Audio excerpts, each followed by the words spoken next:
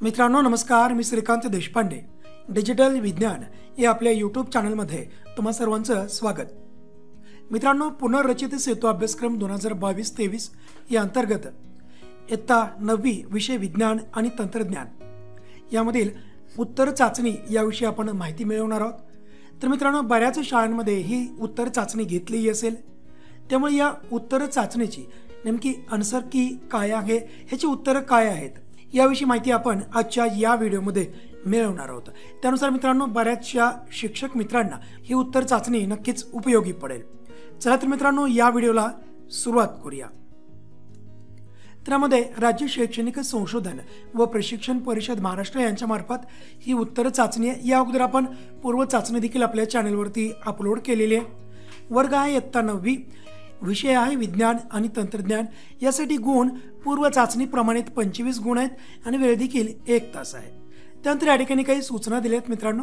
त्यामधील पहिली सूचना, या उत्तर चाचणीमधील सर्व प्रश्न सोडवणे आवश्यक आहेत. मित्रांनो, या उत्तर चाचणीमध्ये एकूण 11 प्रश्न आहेत. हे सर्वच प्रश्न आपल्याला सोडवणे आवश्यक आहेत. सूचना क्रमांक 2, उजव्या बाजूचे कंसातील अंक गुण दर्शवतात. सूचना क्रमांक 3, आवश्यक तेथे अचूक नामनिर्देशित आकृती काढावी. सूचना क्रमांक 4, प्रत्येक बहुपर्यायी प्रश्नासाठी अचूक उत्तराचा केवळ पर्याय क्रमांक लिहावा. तर अशा प्रकारच्या सूचना आहेत. त्यामध्ये पहिला प्रश्न पाहूया. प्रश्न पहिला, आमच्यामध्ये वेगळा कोण, हा 1 गुणासाठी असेल. आपल्याला परीक्षेमध्ये वेगळा घटक शोधा या अंतर्गत अशा प्रकारचे प्रश्न विचारले जातात. तर या ठिकाणी पहिला उपप्रश्न आहे. त्यामध्ये आपल्याला या 4 घटकामधून वेगळा घटक शोधायचा आहे. त्यामध्ये मीठ, सोडा, कापूर आणि मोरचूत म्हणजेच कॉपर सल्फ. त्याचं योग्य उत्तर आहे मित्रांनो कापूर. त्याचं कारण पाहूया. कारण कापूर हे सेंद्रिय संयुग आहे आणि बाकी सर्व हे क्षार आहेत. मीठ, सोडा आणि मोरचूत हे सर्व क्षार आहेत. पुढे जाऊया. ब, त्यामधील पुढील आकृत्या पाहून रेणूंमधील रासायनिक बंधाचा प्रकार कोणता ते लिहा. हे 1 गुणासाठी मित्रांनो. तुम्ही आकृतीमध्ये पाहतात, एक हायड्रोजनचा अणू आहे, दुसरा हायड्रोजनचा अणू आहे. तर यामधील प्रत्येकी एक जे इलेक्ट्रॉन आहेत, इलेक्ट्रॉनची भागीदारी या ठिकाणी झालेली आहे. त्यामुळं या ठिकाणी हा जो बंधाचा प्रकार आहे हा आहे सहसंयोज बंध. कारण सहसंयोज बंधाची निर्मिती ही इलेक्ट्रॉनच्या भागीदारीमुळे होत असते. पुढे पाहूया. पुढे आणखी एक आपल्याला बंधाच्या प्रकाराचे चित्र दिलेले आहे. या ठिकाणी सोडियम आणि क्लोरीन. तर सोडियमने शेवटच्या कक्षेतील 1 इलेक्ट्रॉन क्लोरीनला दिलेला आहे. त्यामुळे सोडियमवरती धन आयन तयार झालेले आणि क्लोरीनने 1 इलेक्ट्रॉन स्वीकारल्यामुळं क्लोरीनवरती ऋण आयनांची निर्मिती झालेली आहे किंवा ऋण आयन तयार झालेला आहे. त्यामुळे क्लोरीनवर एक ऋण प्रभाराची निर्मिती या ठिकाणी झालेली आपल्याला दिसत आहे. त्यामुळे या ठिकाणी आयनांची निर्मिती होत आहे, परंतु कधी ज्यावेळेस इलेक्ट्रॉनची देवाणघेवाण झाल्यानंतर जर आयनांची निर्मिती होत असेल तर त्या ठिकाणचा जो रासायनिक बंधाचा प्रकार आहे त्याला आपण आयनिक बंध असं म्हणत असतो. पुढे जाऊया. प्रश्न क्रमांक 2, खालील प्रश्नांची उत्तरे लिहा. त्यामध्ये पहिला उपप्रश्न, ऑक्सिजन ज्याचं की अनुअंक 8 आहे, या मूलद्रव्याचे इलेक्ट्रॉन स्वरूपण दर्शवणारी आकृती काढा. तर आपल्याला माहिती आहे की ऑक्सिजनचा अनुअंक 8 आहे. त्यानुसार त्याची प्रोटॉनची संख्या देखील 8 आहे, न्यूट्रॉनची संख्या देखील 8 आहे आणि त्याचा अणुवस्तुमानक म्हणजेच प्रोटॉन आणि न्यूट्रॉनची बेरीज ही 16 येईल. ठीक आहे. तर याचं आपण इलेक्ट्रॉन स्वरूपण आपल्याला दर्शवायचं. इलेक्ट्रॉन स्वरूपण म्हणजे काय, तर एखाद्या मूलद्रव्याच्या अणूमध्ये जे इलेक्ट्रॉन्स आहेत या इलेक्ट्रॉनची कक्षानिहाय विभागणी त्याला आपण इलेक्ट्रॉन स्वरूपण असं म्हणत असतो. त्यानुसार ऑक्सिजनचं इलेक्ट्रॉन स्वरूपण पाहूया आपण. तर ऑक्सिजनचा हा केंद्रक ज्यामध्ये प्रोटॉन्स आणि न्यूट्रॉन्स आहेत आणि पहिल्या कक्षेमध्ये 2 इलेक्ट्रॉन, 1, 2, दुसऱ्या कक्षेमध्ये परत 1, 2, 3, 4, 5 आणि 6 इलेक्ट्रॉन. त्यानुसार पहिल्या कक्षेमध्ये 2 व दुसऱ्या कक्षेमध्ये 6 इलेक्ट्रॉन. अशा प्रकारे आपण इलेक्ट्रॉन स्वरूपण या ठिकाणी दाखवलेले आहे. पुढील प्रश्नाकडे जाऊया. सोबतच्या आकृतीत दिसणाऱ्या परिसंस्थेचे नाव लिहा. या परिसंस्थेमधील 2 प्राथमिक भक्षकांची नावे लिहा. तर मित्रांनो, या आकृतीवरून आपल्याला स्पष्ट होत आहे की ही परिसंस्था कोणती आहे. तर सोबतच्या आकृतीमध्ये दिसणाऱ्या या परिसंस्थेचे नाव आहे गवताळ प्रदेशातील परिसंस्था. त्यानुसार या परिसंस्थेमधील दोन प्राथमिक भक्षकांची नावे लिहायची आहेत। चित्रामध्ये तुम्हाला दिसत आहे, एक म्हणजे हा जिराफ आहे आणि दुसरं हा हरिण आहे। त्यानुसार या चित्रामधील किंवा या परिसंस्थेमधील प्राथमिक भक्षकांची नावे जिराफ आणि हरिण अशी आहेत। पुढे जाऊया। प्रश्न क्रमांक 3 हा 1 गुणासाठी आहे। तर यामधील पहिला उपप्रश्न, आकारानुसार पुढील सजीवांची चढत्या क्रमाने नावे लिहा। तर या ठिकाणी सूक्ष्मजीवांची नावे दिलीत मित्रांनो, आणि या सूक्ष्मजीवांच्या आकारानुसार त्यांची चढत्या क्रमाने आपल्याला नावे द्यायची, मांडणी करायची। त्यानुसार सर्वात अगोदर आपल्याला असा सूक्ष्मजीव निवडावा लागेल की ज्याचा आकार सर्वात लहान आहे, तो सूक्ष्म आहे। त्यानुसार विषाणू येईल, विषाणूच्या नंतर जीवाणू असतील, त्यानंतर कवक आणि शैवाल, हे झाले आकारानुसार या सजीवांचा चढता क्रम। प्रश्न क्रमांक 4 खालील आकृतीवरून विचारलेल्या प्रश्नांची उत्तरे लिहा। तर यासाठी आपल्याला 2 गुण आहेत। तर या ठिकाणी आकृती पहा, ही सर्व आकृती कशाची मित्रांनो, या ठिकाणी काही कारखाने आहेत, उद्योगधंदे आहेत, आणि कारखान्यामधून धूर बाहेर पडत आहे, आणि या धुरामध्ये तुम्ही पाहतात सल्फर, नायट्रोजन आणि कार्बन यांची ऑक्साईडे बाहेर पडत आहेत। आणि या ठिकाणी तुम्ही पाहतात की पाण्याबरोबर या ऑक्साईडांची अभिक्रिया होऊन या ठिकाणी आम्लवर्षा ही होत आहे, आणि या आम्लवर्षेचा परिणाम प्राणी आणि वनस्पतीवर देखील होत आहे, किंवा या ठिकाणची जी काही परिसंस्था आहे या परिसंस्थेमध्ये या आम्लवर्षेचा परिणाम होताना आपल्याला या ठिकाणी दिसत आहे। तर या आकृतीवरून आपल्याला काही प्रश्न विचारलेत। पहिला प्रश्न पाहूया। प्रश्न अ, कोणकोणत्या वायूंची ऑक्साईडे हवेत मिसळत आहेत। तर या ठिकाणी तुम्ही पाहता, याचं उत्तर पहा की सल्फर, कार्बन व नायट्रोजन यांची ऑक्साईडे वातावरणामध्ये सोडली जात आहेत। पुढील प्रश्न, पडणाऱ्या आम्लयुक्त पावसात कोणत्या प्रकारची आम्ल असेल। तर या पडणाऱ्या आम्लयुक्त पावसामध्ये सल्फ्युरिक आम्ल, नायट्रस आम्ल व नायट्रिक आम्ल यासारखे अतिशय घातक आम्ल यांची निर्मिती या ठिकाणी होत आहे। पुढे, आम्लवर्षेचा परिणाम सांगा। तर आम्लवर्षेचा परिणाम अतिशय विघातक असू शकतो, विशेषतः ज्या परिसरामध्ये हे आम्लवर्ष होत आहे त्या ठिकाणच्या या प्राणीसृष्टीवर व जीवसृष्टीवर याचे विपरीत परिणाम होत असतात। तर याचे आपण परिणाम पाहूया। परिणाम क्रमांक 1, आम्लयुक्त पावसामुळे मृदेची व पाण्याच्या साठ्याची आम्लता वाढते, यामुळे जलचर प्राणी, वनस्पती व संपूर्ण जंगलातील जीवनाची हानी होते व संपूर्ण परिसंस्थेवर याचा विपरीत परिणाम होतो। मुद्दा क्रमांक 2, इमारती, पुतळे, ऐतिहासिक वास्तू, पूल, धातूंच्या मूर्ती, तारेची कुंपणे इत्यादींचे क्षरण होते, कारण या सर्वांमध्ये वेगवेगळ्या प्रकारच्या धातूंचा वापर केलेला असतो, आणि आम्लवर्षीमुळे या धातूची झीज होत असते। पर्यायाने ह्या सर्व आवश्यक इमारती, पुतळे, ऐतिहासिक वास्तू असतील, पूल असतील, धातूंच्या मूर्ती असतील, यांची देखील झीज होतेच। त्यानंतर पुढील प्रश्न, अशा प्रकारचे प्रदूषण टाळण्यासाठी तुम्ही काय कराल। तर कारखान्यामधून बाहेर पडणाऱ्या धुरात अनेक दूषित कण असतात। हवा प्रदूषण नियंत्रित करणाऱ्या यंत्रणेचा वापर आपण बंधनकारक केला पाहिजे या सर्व उद्योगधंद्यांना अथवा कारखान्यांना। त्याची उदाहरणं काय, निरोधक यंत्रणा म्हणजेच अरेस्टर्स, म्हणजे कारखान्यामधून जो धूर बाहेर पडत आहे या धुरामध्ये अतिशय घातक असे रसायनांचे कण असतात। तर या अरेस्टर्सच्या मदतीने हे सर्व कण या ठिकाणी जमा केले जातात, जेणेकरून हे कण वातावरणामध्ये जाणार नाहीत व अशा प्रकारचे आम्लवर्षेची निर्मिती या ठिकाणी होणार नाही। त्याचबरोबर आपण गाळणी यंत्र म्हणजेच फिल्टर्सचा देखील वापर करू शकतो, जेणेकरून हे जे घातक रसायनांचे कण आहेत हे हवेमध्ये मिसळणार नाहीत। पुढे आणखी काय करता येईल आपल्याला, शहरातील दुर्गंध पसरवणाऱ्या कचऱ्याची आपण योग्य पद्धतीने विल्हेवाट लावली पाहिजे। त्यानंतर आण्विक चाचण्या, रासायनिक अस्त्रे यांच्या वापरावर योग्य असे नियंत्रण असले पाहिजे। त्याचबरोबर CFC म्हणजे क्लोरोफ्लोरोकार्बन याच्या निर्मितीवर बंदी घातली पाहिजे किंवा ह्याच्या वापरावर बंधने आणली पाहिजे, जेणेकरून अशा प्रकारचे प्रकार हे टाळले जातील। त्यानंतर प्रश्न क्रमांक 5, खालील आकृतींना चौकटीत चुकीची नावे दिली आहेत, ती दुरुस्त करून त्यांची नावे आपल्याला योग्य प्रकारे लिहायची आहेत। तर याला एकूण 3 गुण आहेत मित्रांनो। आपण आकृती पाहूया आणि या ठिकाणी काय चुकीची नावे दिलीत पहा। तर या आकृती क्रमांक 1 ही 2 आणि 3, पहिल्या आकृतीला नाव दिले समपरासरी, दुसऱ्याला नाव दिले अवपरासरी आणि तिसऱ्या आकृतीला नाव दिले अतिपरासरी। तर ही नावे चुकीची आहेत, यांना आपल्याला योग्य नावे द्यायची आहेत. त्यानुसार इथं दुरुस्त करून घेतलेली नावे आहेत. तर पहिले नाव पहा मित्रांनो, अतिपरासरी हे द्रावण आहे. कारण ज्यावेळेस पेशीतील पाणी हे पेशी ज्या माध्यमामध्ये आहे त्या माध्यमामध्ये येते, त्यावेळेस पेशी ही अतिपरासरी द्रावणामध्ये ठेवलेली असते आणि प्रक्रियेला अतिपरासरण असं म्हटलं जातं. म्हणजेच या पेशीच्या बाहेर जे द्रावण आहे, पाणी आहे, त्यामध्ये क्षारांचं प्रमाण हे अधिक असतं. त्यामुळे पेशीमधून पाणी हे बाहेर येत असतं आणि यामुळे पेशीमध्ये आकुंचन होतं किंवा पेशीमध्ये रससंकोच हा होत असतो. पुढे या ठिकाणी नाव दिलेले अवपरासरी, परंतु या ठिकाणी हे आहे समपरासरी. म्हणजेच समान प्रमाणामध्ये पाणी पेशीच्या आत येत आहे व तितक्याच प्रमाणामध्ये पाणी पेशीच्या बाहेर जात आहे.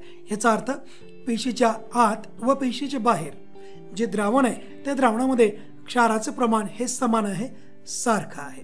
त्यानंतर तिसरं पहा, हे अतिपरासरी द्रावण इथं चुकीचं नाव दिलेलं आहे, तर याचं दुरुस्त करून नाव आपल्याला देणं आवश्यक आहे. तर हे नाव आहे अवपरासरी. म्हणजे या ठिकाणी पेशीच्या बाहेरील भागामध्ये जे द्रावण आहे त्या द्रावणामध्ये क्षाराचं प्रमाण कमी आहे, परंतु पेशीच्या आत क्षाराचं प्रमाण अधिक आहे व पाण्याचं प्रमाण कमी आहे. त्यामुळे बाहेरून पाणी पेशीच्या आत जात आहे आणि यामुळं पेशी ही फुगते, त्याचा आकार मोठा होतो. तर अशा प्रकारे आपण ह्या सर्व जे आकृती आहेत या आकृतींना चुकीची नावे दिलेली होती, ती नावं आपण योग्य दिलेली आहेत. पुढे जाऊया. प्रश्न क्रमांक 6, मॅग्नेशियम क्लोराईडचे रेणुसूत्र तयार करण्याच्या पायऱ्या लिहा. तर यासाठी एकूण 2 गुण आहेत मित्रांनो.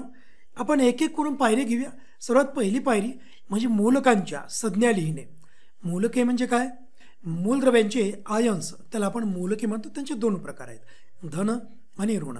तर सर्वात अगोदर धातूंचे आयन्स आपल्याला घेणे आवश्यक आहेत, त्यांची संज्ञा लिहिणे आवश्यक आहे. मग या ठिकाणी 2 मूलद्रव्य आहेत, मॅग्नेशियम आणि क्लोरीन.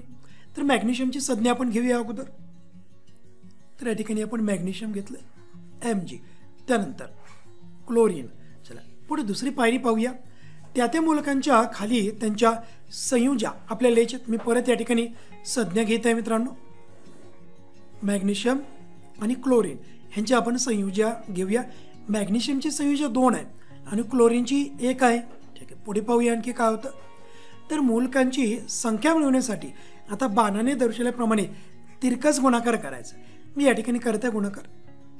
तर या ठिकाणी हा तिरकस गुणाकार करण्यासाठी म्हणजेच मॅग्नेशियम पासून निघणारा बाण हा क्लोरीनच्या संयोजेकडे म्हणजे 1 कडे दर्शवला जाणं आवश्यक आहे आणि क्लोरीन पासून निघणारा बाण हे मॅग्नेशियमची जी संयोजी आहे 2 याच्याकडे दर्शवला जाणे आवश्यक आहे. तर या ठिकाणी ही जी तिसरी पायरी आहे मी इथंच कंप्लीट केली आहे किंवा इथं परत घेईन मित्रांनो मी आणखी. हे मॅग्नेशियम त्यानंतर क्लोरीन संयोज्या लिहिल्या दुसऱ्या पायरीनुसार. त्यानंतर आता आपण बाण घेऊया या प्रकारे. आता शेवटची पायरी काय आहे तर संयुगांचे रासायनिक सूत्र लिहिणे. आता सूत्र कसं लिहायचं मित्रांनो, तर मॅग्नेशियम अणूंची संख्या किती पाहिजे क्लोरीनच्या संयोजे इतकी. त्यानुसार पहा आपण घेतलं मॅग्नेशियम आणि क्लोरीन अणूंची संख्या किती पाहिजे मॅग्नेशियमच्या या संयोजे इतकी, त्यानुसार Cl2. तर अशा प्रकारे या ठिकाणी आपण मॅग्नेशियम क्लोराईडचे रेणुसूत्र तयार केलेलं आहे. पुढे जाऊया. प्रश्न क्रमांक 7, सहसंबंध ओळखून जोडी पूर्ण करा. हे 1 गुणासाठी प्रत्येकी अर्धा गुण. अमिबा प्रोटिस्टा म्हणजे अमिबा कोणत्या गटामध्ये येईल प्रोटिस्टामध्ये आहे. तर जीवाणू कोणत्या गटामध्ये असतील किंवा कोणती सृष्टी आहे तर ती असेल मोनेरा. पुढे होकायंत्र सूचीचुंबक म्हणजेच होकायंत्रामध्ये जे चुंबक वापरलं जातं त्याला सूचीचुंबक म्हटलं जातं किंवा होकायंत्रामध्ये सूचीचुंबक वापरलं जातं. तर दारावरची बेल म्हणजेच दारावरच्या बेलमध्ये आता कोणतं चुंबक वापरलं जाईल तर ते आहे विद्युत चुंबक. तर अशा प्रकारे आपल्याला हे जोडी पूर्ण करायची आहे. एक अचूक जोडी त्याला अर्धा गुण असेल मित्रांनो. त्यानंतर पुढे जाऊया. प्रश्न क्रमांक 8, शास्त्रीय कारणे लिहा. हा एकूण 4 गुणांसाठी असेल. त्यामधील पहिला उपप्रश्न, कॅलिडोस्कोपमध्ये नक्षीदार रचना तयार होतात. तर कॅलिडोस्कोपमध्ये 3 समान आकारांचे आयताकृती आरसे एकमेकांना त्रिकोणी स्वरूपात बसवलेले असतात. त्यामध्ये टाकलेल्या काचेच्या 4 ते 5 वेगवेगळ्या रंगांच्या काचेच्या तुकड्यांच्या असंख्य प्रतिमा तयार होतात. आता या प्रतिमा तिन्ही अर्शात निर्माण झालेल्या परावर्तनांमुळे तयार होत असतात.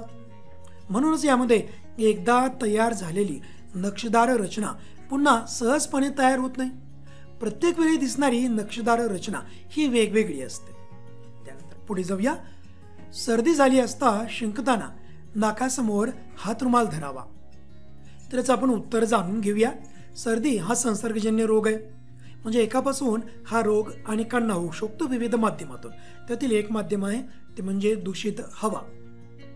सर्दी झाल्यानंतर शिंकले असता थुंकीतून रोग प्रसार होऊ शकतो. म्हणजेच हवेमध्ये थुंकीतील द्रवबिंदू केंद्रके काही मिनिटे ते काही तास वाहून नेली जाऊ शकतात. त्यामुळे रोग प्रसार टाळण्यासाठी सर्दी झाली असताना शिंकताना नाकासमोर हातरुमाल धरावा, जेणेकरून हा रोग इतरांना होणार नाही. पुढे प्रश्न क्रमांक 9. ताऱ्यांच्या निर्मितीच्या टप्प्यांचा योग्य क्रम लावा. हा 2 गुणासाठी असेल. तर ताऱ्यांच्या निर्मितीचा जो क्रम आहे त्याच्यामध्ये 4 टप्पे आहेत मित्रांनो. या 4 टप्प्यांचा क्रम या ठिकाणी वेगवेगळा दिलेला आहे. एका क्रमाने हे 4 टप्पे इथं दिलेले नाही आहेत. तर हे 4ही टप्पे त्यांच्या योग्य क्रमाने आपल्याला इथं देणे आवश्यक आहे. तर सर्वात अगोदर पहिली घटना काय घडते, तर घनता आणि तापमान वाढते. त्यानंतर पुढे काय, तप्त वायूचा गोल त्या ठिकाणी तयार होतो. त्यानंतर क्रमांक 3चा टप्पा अणुऊर्जा निर्मिती त्यामध्ये सुरू होते. आणि शेवटी वायूंचा हा गोल स्वयंप्रकाशित होतो आणि त्यावेळेस त्या ठिकाणी त्या ताऱ्याची निर्मिती होत असते. पुढे जाऊया. प्रश्न क्रमांक 10. खालील आकृतीत प्रकाश परावर्तनाचे प्रकार आहेत. त्यांचे निरीक्षण करून त्यामधील फरक स्पष्ट करा. 2 गुण आहेत, त्यामुळे कोणत्याही फरकाचे अचूक 2 मुद्दे आपल्याला या ठिकाणी लिहिणे आवश्यक आहेत किंवा विद्यार्थ्यांनी लिहिणे आवश्यक आहेत. तर यामध्ये आपल्याला आकृतीवरून लक्षात येत आहे की हा सपाट पृष्ठभाग आहे आणि हा पृष्ठभाग एकदम खडबडीत पृष्ठभाग आहे. तर सपाट पृष्ठभागावरून होणारे परावर्तन आणि खडबडीत पृष्ठभागावरून होणारे परावर्तन या 2 वेगवेगळ्या परावर्तनाच्या प्रकारानुसार आपल्याला या ठिकाणी फरक स्पष्ट करायचा आहे. त्यानुसार हे जे परावर्तन याला आपण नियमित परावर्तन असं म्हणत असतो आणि आकृतीमध्ये दाखवलेलं परावर्तन याला आपण अनियमित परावर्तन असं म्हणत असतो. त्यानुसार यामधील फरकाचे मुद्दे आपल्याला घ्यायचे. पहिला मुद्दा घेऊया.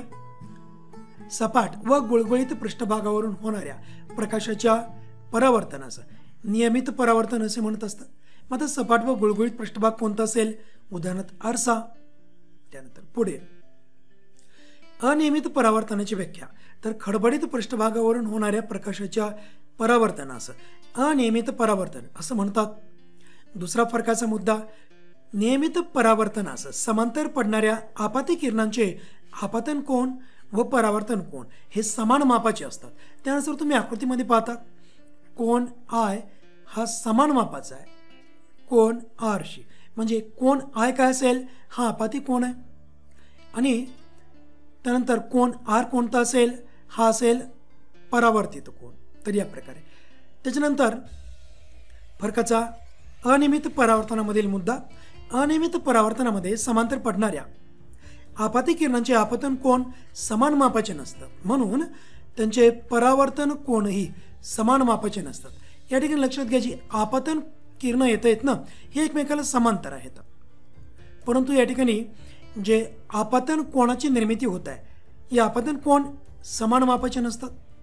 त्यामुळे परावर्तन कोन देखील हे समान मापाचे नसतात. म्हणजे कोन आयचं माप कोन आरच्या मापाशी समान नसतं. तर अशा प्रकारे काही फरकाचे मुद्दे या ठिकाणी आपण घेतलेले आहेत. पुढे जाऊया. आजच्या या उत्तर चाचणीमधील प्रश्न क्रमांक 11 शेवटचा प्रश्न, काय होईल ते लिहा. याला एकूण 3 गुण आहेत आणि यामध्ये एकूण 3 उपप्रश्न विचारलेत. त्यामधील पहिला उपप्रश्न, अति प्रमाणात वेदनाशामक औषधांचे सेवन केले तर काय होईल, हे आपल्याला लिहिणं आवश्यक आहे. तर जास्त प्रमाणात अथवा वारंवार वेदनाशामके, ज्याला आपण पेन किलर्स असं म्हणत असतो, तर अशा प्रकारची वेदनाशामके घेतल्यास त्यांचा परिणाम होणे कमी होते. शिवाय ॲसिडिटी होणे, चेतासंस्था, उत्सर्जन संस्था, यकृत यावर विपरीत परिणाम होणे असे वेगवेगळे परिणाम आढळून येतात. त्यामुळे अतिप्रमाणात वेदनाशामक घेणे हे आपल्या आरोग्यासाठी नक्कीच धोकादायक आहे. त्यामुळे योग्य डॉक्टरच्या सल्ल्यानुसारच हे आपण वेदनाशामक घेणे आवश्यक आहेत. पुढे विद्युत घटाच्या दरम्यान विद्युत वाहक तार आणि बल्ब परिपथात जोडले तर काय होईल? त्याचं उत्तर पाहूया. तर विद्युत गटाच्या दोन टोकांमधील विभवांतरामुळे तारेत इलेक्ट्रॉन्स प्रवाहित होतील. म्हणजेच त्या विद्युत वाहक तारेमध्ये आता विद्युत प्रवाह हा वाहू लागतो आणि परिपथामध्ये जर बल्ब जोडला असेल त्या ठिकाणी तो बल्ब हा प्रकाशित होईल. पुढे उपप्रश्न क्रमांक 3, ज्वालामुखीचा उद्रेक झाला तर काय होईल? त्याचे मुद्दे आपल्याला या ठिकाणी लिहायचे आहेत. तर पहिला मुद्दा पहा मित्रांनो, शिलारस, बाष्प, उष्ण चिखल, गंधक इत्यादी रासायनिक पदार्थ भूपृष्ठावर येऊन साचतात. त्यामुळे डोंगर व टेकड्यांची निर्मिती होते. त्यानंतर ज्वालामुखीतून बाहेर पडणारी राख आणि वायू यामुळे वातावरण हे प्रदूषित होते. त्याचबरोबर अनेकदा ज्वालामुखीमुळे पाऊसही पडतो. उष्ण वायूमुळे तापमान वाढते. त्याचबरोबर उष्ण चिखलाखाली जंगल वस्त्या या गाडल्या जातात. तर अशा प्रकारे ज्वालामुखीचा उद्रेक झाल्यानंतर काय होतात, कोणत्या गोष्टी घडतात त्याविषयी आपण माहिती सांगितली. तर मित्रांनो, अशा प्रकारे आजच्या या व्हिडिओमध्ये आपण इयत्ता 9वी पुनर्रचित सेतू अभ्यासक्रम 2022-23 मधील विषय विज्ञान आणि तंत्रज्ञान या विषयातील उत्तर चाचणी याविषयी आपण माहिती घेतली.